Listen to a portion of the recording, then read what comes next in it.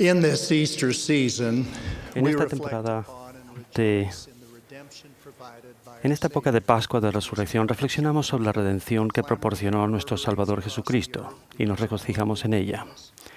El clamor que retumba en todo el mundo a causa de la iniquidad nos provoca sentimientos de vulnerabilidad.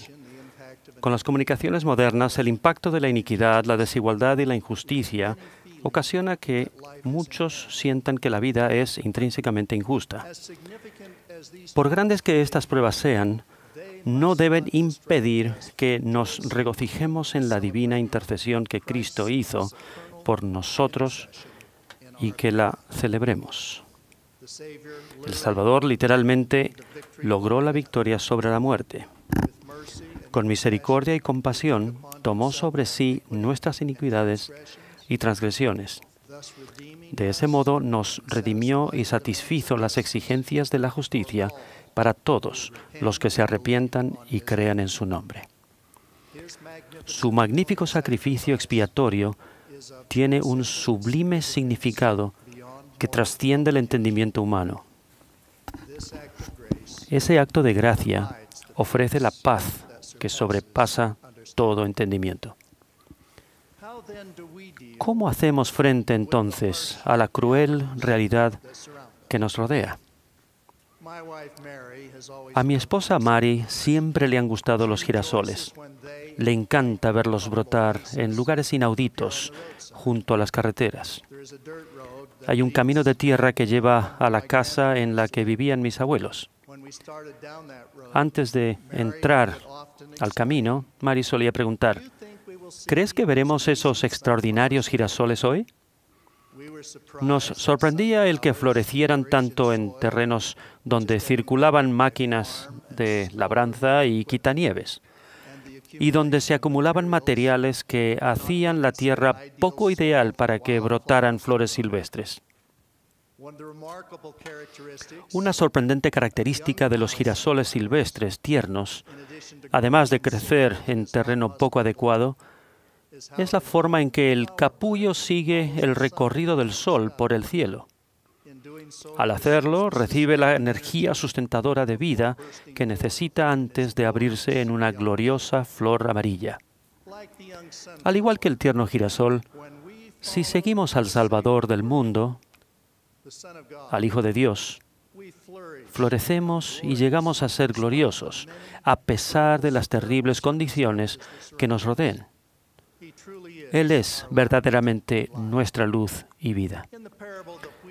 En la parábola del trigo y la cizaña, el Salvador dijo a sus discípulos que los que causaran tropiezo e hicieran iniquidad serían recogidos de su reino.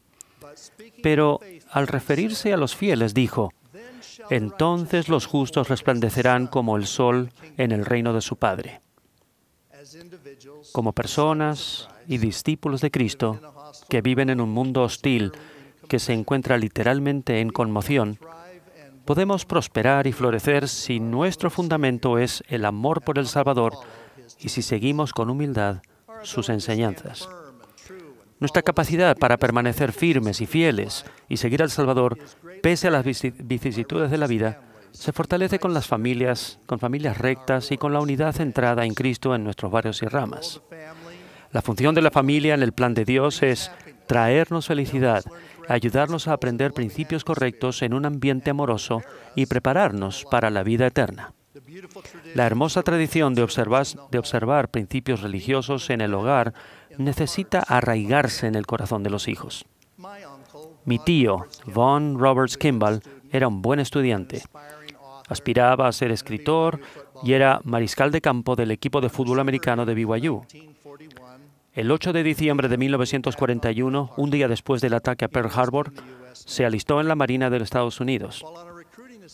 Mientras cumplía una asignación en Albany, Nueva York, envió un breve artículo a la revista Reader's Digest, que le pagó $200 y publicó el artículo llamado La hora de casa, en el ejemplar de mayo de 1944. En el artículo de Reader's Digest, él habla desde el punto de vista de marinero y dice: La hora de casa. Una tarde en Albany, Nueva York, le pregunté a un marinero qué hora era. Él sacó un enorme reloj y respondió, son las 7:20. Yo sabía que era más tarde. Tu reloj se detuvo, ¿no? Pregunté. No, dijo él, aún tengo la de casa. Soy del sur de Utah.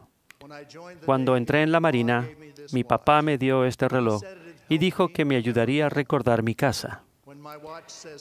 Cuando marca las 5 de la mañana, sé que mi papá se levanta a ordeñar las vacas. Y por la noche, cuando marca las 7:30, sé que toda mi familia está alrededor de una mesa bien puesta y mi padre está agradeciendo al Señor por lo que hay en la mesa y pidiéndole que me cuide. Y agregó, puedo averiguar fácilmente la hora de aquí, pero lo que me interesa es saber la hora que es en Utah. Poco después de escribir ese artículo, mi tío Vaughn sirvió en un barco en el Océano Pacífico. El 11 de mayo de 1945, mientras se encontraba en el portaaviones USS Bunker Hill cerca de Okinawa, el barco fue bombardeado por 2 aviones suicidas. Cerca de 400 tripulantes murieron, entre ellos mi tío Vaughn. El elder Spencer Kimball extendió sus sinceras condolencias al padre de Vaughn, resaltando su dignidad y la certeza del Señor de que los que mueran en mí no gustarán la muerte, porque les será dulce.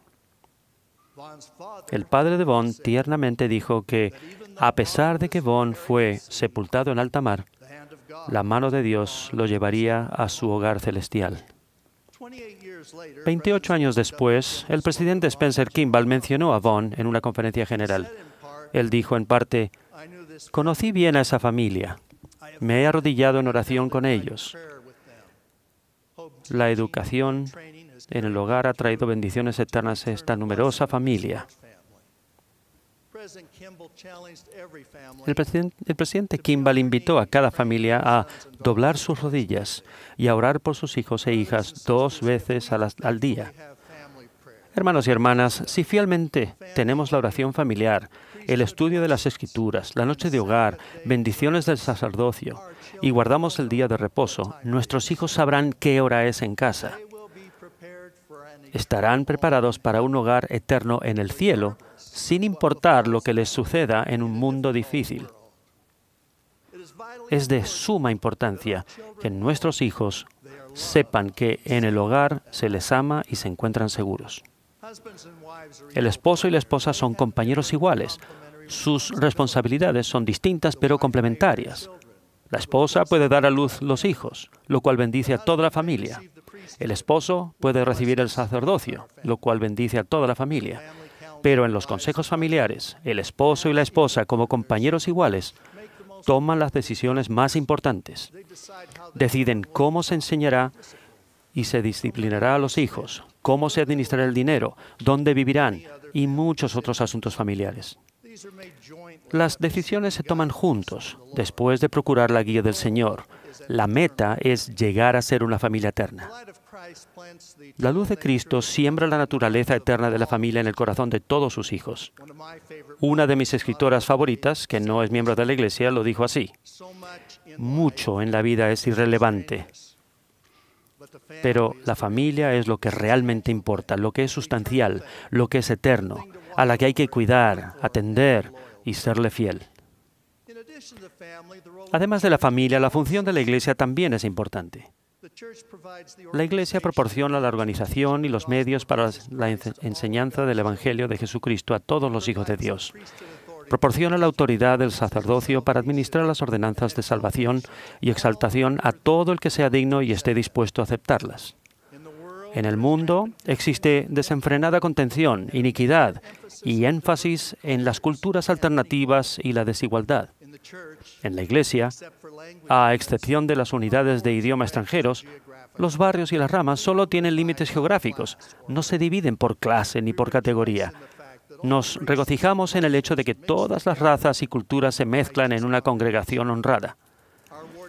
La familia del barrio es importante en nuestro progreso, felicidad y empeño individual para llegar a ser más como Cristo.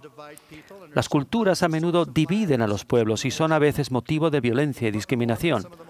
En el Libro de Mormón se usa un lenguaje inquietante para describir las tradiciones de padres inicuos que fueron causa de violencia, guerras, malas acciones, iniquidad y hasta de la destrucción de pueblos y naciones.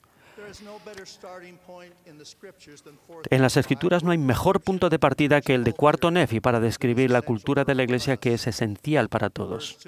Una parte del versículo 2 dice: se convirtió al Señor toda la gente sobre la faz de la tierra, tanto nefitas como lamanitas, y no había contenciones ni disputas entre ellos, y obraban rectamente unos con otros. En el versículo 16 dice: y ciertamente no podía haber un pueblo más dichoso entre todos los que habían sido creados por la mano de Dios. El hecho de que no hubiera contenciones se atribuía al amor de Dios que moraba en el corazón del pueblo. Esa es la cultura a la que aspiramos. Los valores y las creencias culturales arraigadas conforman lo que somos. Las tradiciones de sacrificio, gratitud, fe y rectitud se deben atesorar y conservar. Las familias deben disfrutar y proteger las tradiciones que cultiven la fe. Uno de los aspectos más importantes de toda cultura es el idioma. En la zona de San Francisco, California, donde viví, había 7 unidades de idioma extranjero. Nuestra doctrina con respecto a los idiomas se explica en la sección 90, versículo 11, de Doctrina y Convenios. Porque acontecerá que en aquel día todo hombre oirá la plenitud del Evangelio en su propia lengua y en su propio idioma. Cada vez que los hijos de Dios le oran a Él en su lengua materna, lo hacen con el corazón. Está claro que el lenguaje del corazón es de mucho valor para las personas. Mi hermano mayor, Joseph, es médico y por muchos años ejerció en la región de la Bahía de San Francisco. Un miembro de la iglesia samoano, entrado en años, que era paciente nuevo, acudió a su consultorio. Tenía un dolor muy intenso y extenuante. Se determinó que tenía piedras en los riñones y se le recetó el tratamiento adecuado. Ese fiel miembro dijo que su meta original era sencillamente saber lo que le ocurría a fin de poder orar en samoano al Padre Celestial en cuanto a su problema de salud. Es importante que los miembros entiendan el Evangelio en el idioma de su corazón, a fin de que oren y actúen conforme a los principios del mismo. Aún con la diversidad de idiomas y las hermosas y edificantes tradiciones culturales, debemos entrelazar los corazones con unidad y amor. El Señor ha declarado enérgicamente: estime cada hombre a su hermano como a sí mismo. Sed uno, y si no sois uno, no sois míos. Si bien valoramos la diversidad cultural apropiada, nuestra meta es estar unidos en la cultura, las costumbres y las tradiciones del Evangelio de Jesucristo en todo aspecto. Reconocemos que algunos miembros tienen dudas e inquietudes al procurar fortalecer su fe y su testimonio. Debemos tener cuidado de no criticar ni juzgar a los que tengan inquietudes, ya sean grandes o pequeñas. Al mismo tiempo, los que tengan inquietudes deben hacer todo lo posible por cultivar su fe y fortalecer su testimonio. Dedicarse paciente y humildemente al estudio, la meditación, la oración, a vivir los principios del Evangelio y hablar con los respectivos líderes son la mejor forma de aclarar dudas e inquietudes. Hay quienes han asegurado que hoy en día más miembros abandonan la Iglesia y que hay más dudas e incredulidad que en el pasado. Eso es sencillamente incierto. La Iglesia de Jesucristo de los Santos de los Últimos Días nunca ha sido más fuerte. La cantidad de miembros que pide que su nombre sea eliminado de los registros de la Iglesia siempre ha sido pequeña y en años recientes ha sido mucho menor que en el pasado. El aumento de las cifras en rubros mensurables, como los miembros investidos que poseen una recomendación vigente para el templo, los adultos que pagan un diezmo íntegro y los que sirven en misiones, ha sido espectacular. Permítanme reiterar, la Iglesia nunca ha sido más fuerte. Sin embargo, recordad que el valor de las almas es grande a la vista de Dios. Tendemos la mano a todos. Si la cruel realidad que afrontan ahora parece no tener remedio, ser onerosa y casi imposible de sobrellevar, recuerden que en la penosa oscuridad de Getsemaní y en la tortura y el dolor incomprensibles del Calvario, el Salvador llevó a cabo la expiación, la cual quita las cargas más terribles que se llevan en esta vida. Lo hizo por ustedes y por mí. Lo hizo porque nos ama y porque obedece a su Padre. Seremos rescatados de la muerte, incluso desde las profundidades del mar. Lo que nos protegerá en esta vida y en la eternidad serán la rectitud personal y familiar, las ordenanzas de la Iglesia y el seguir al Salvador. Ese es nuestro refugio contra la tempestad. Los que se sientan solos pueden vivir con firmeza en rectitud sabiendo que la expiación los protegerá y bendecirá más de lo que puedan entender por completo. Debemos recordar al Salvador, guardar nuestros convenios y seguir al Hijo de Dios como el tierno girasol sigue la luz del sol. El seguir su luz y ejemplo nos traerá gozo, felicidad y paz. Como dice el Salmo 27 y uno de mis himnos favoritos, Jehová es mi luz y mi salvación. Este fin de semana de Pascua de Resurrección, como uno de los apóstoles del Salvador, doy mi testimonio solemne de la resurrección de Jesucristo. Sé que Él vive, conozco su voz, testifico de su divinidad y de la realidad de la expiación. En el nombre de Jesucristo. Amén.